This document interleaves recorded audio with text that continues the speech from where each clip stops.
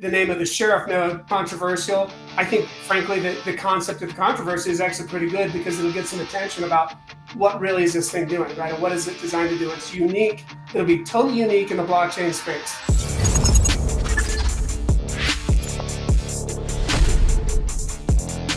Nobody can get something right and perfect the first time. It just doesn't happen. And also, over time, needs change. So whatever you built today, if you happen to get it right the first time, in 5 years, the needs change and the software has to adapt. Bitcoin, Ethereum, every blockchain, every digital asset, every cryptocurrency network has had a change in the software of necessity, just like this. And it runs a lot like a government, right? It is the governance of that digital network, just like the government of a state. We have to go back and recode the statutes to operate differently. Needs change, times change, different things happen. So the sheriff node, maybe you could tell people a little bit about the concept of the sheriff node. So maybe you could talk about that a little bit. Yeah, so like you said, one of the beautiful things about blockchain is the immutable nature of it. But like you said, there could be fraud, there could just be mistake, there could be error.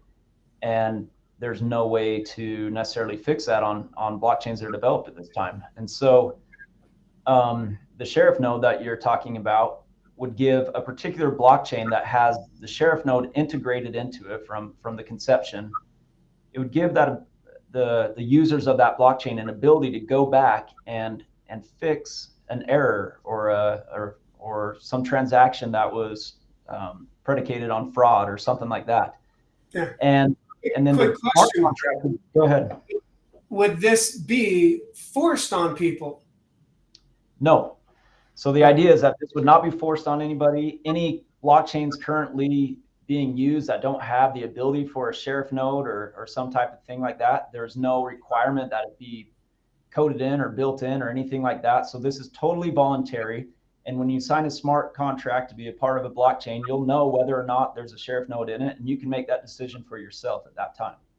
Yeah, perfect. I think that's one of the criticisms that we had heard. Everybody's like, oh, the ideology behind blockchain of freedom, right? And certainty around a transaction.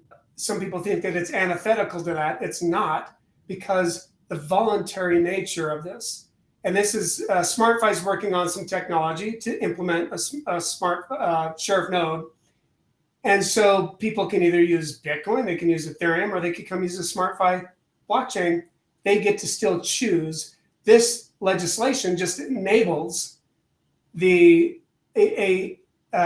dispassionate third party to adjudicate the process of whatever might be taking place, an error, to correct an error. Tell us how the node might work, say like if the Attorney General or we have a court interaction or a node, that something like that. How does this work? And what would be the high level process for this going forward? Yeah, so this is all conceptual because this is what needs to be worked out. But the idea is if somebody has a dispute about some blockchain transaction, that for the blockchains that have this sheriff node potential recourse, you can't just make use of it. You've got to go have some dispassionate third party, like you said, adjudicate the matter.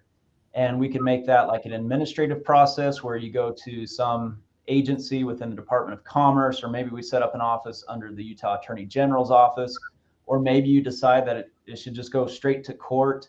The idea is, though, that we want to make it a fair process that still provides due process to both parties, in the event that there is a legitimate dispute. And so whether it goes through an agency process or to the courts, somebody will make that decision, and then an order would be issued by that body saying, okay, reverse this transaction, or whatever the order might be.